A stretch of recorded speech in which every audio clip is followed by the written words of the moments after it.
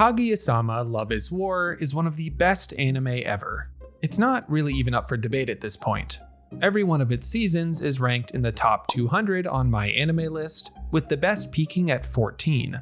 It's special to have a comedy develop such depth without losing its edge, and it manages to get better the longer it goes on.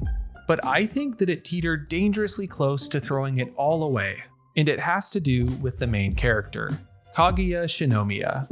Her development throughout the show, with all of its fits and starts, is at once both the driving force of the series and the overpumped tire that will send the whole show veering off course if it pops. Let's talk about how Love is War stays on track when it comes to the heir to the Shinomiya fortune. Kaguya is the main character of the series.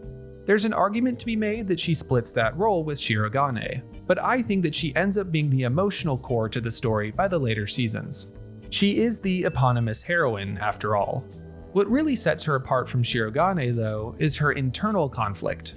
Shirogane has his fair share of fears around his love for Kaguya, but he finds resolve significantly faster than her. By the time Season 3 is in full swing, his feelings for Kaguya feel solidified. The roadblocks have more to do with surface-level doubts than any remaining denial. Shirogane is quicker to take action than his counterpart the longer that the show goes on. Remember that, as it is the foil to the character dissection we are about to do for Kaguya. Where Shirogane finds action in his feelings, Kaguya becomes a recluse. Her grappling with her love for Shirogane becomes the backdrop for the entirety of the back half of Season 3 and the movie. And this is where things get risky, as I alluded to in the intro. A main character whose persona is based around the inability to act on her feelings is really hard to get right, and to keep interesting.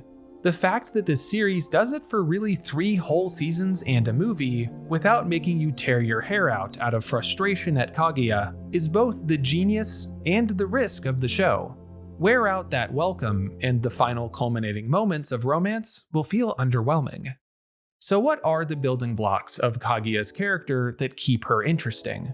Well, doubts and fears about romance can carry a story for a while, especially when tied together with Kaguya's strict upbringing and strong self-interest.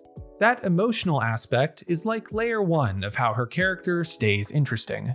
Playing the struggle for laughs is layer 2, and the through line for the entire show. This can manifest as naivety towards romance, misunderstandings, or any interactions with other characters. As a result, layer 2 is a huge layer shielding Kaguya from becoming a boring character. As long as the jokes are fresh, it will keep the ball rolling, even without significant plot development. The third layer is the most difficult to balance, but to me it's the one that makes Kaguya most interesting and gives her her signature charm. At the end of the day, Kaguya is just stubborn. Sometimes it's because she's scared. Sometimes it's because she's strong-willed. But sometimes it's just because she's stubborn. The show is happy to let her do this, but it's kind of like playing with fire. She can be unerringly cruel to those around her as a result, even the people she cares most about. Hayasaka comes to mind first and foremost. This stubbornness also holds Kaguya back far longer than you would ever expect.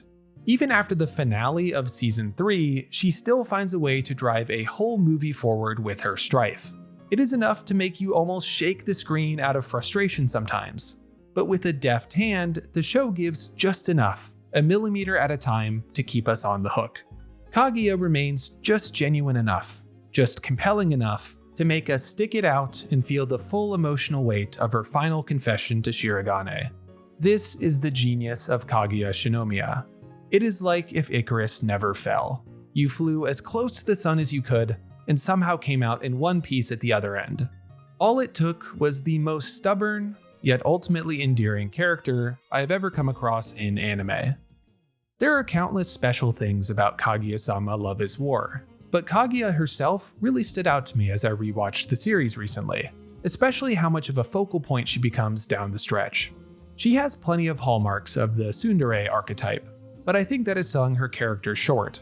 So much of this show's success rides on her being compelling, and I don't see any way you could say that she doesn't pass with flying colors. So I wanted to dive into what's going on and why I think it works. I hope you enjoyed. If you made it this far, liking and subscribing helps a ton. Thanks, and have a great rest of your day.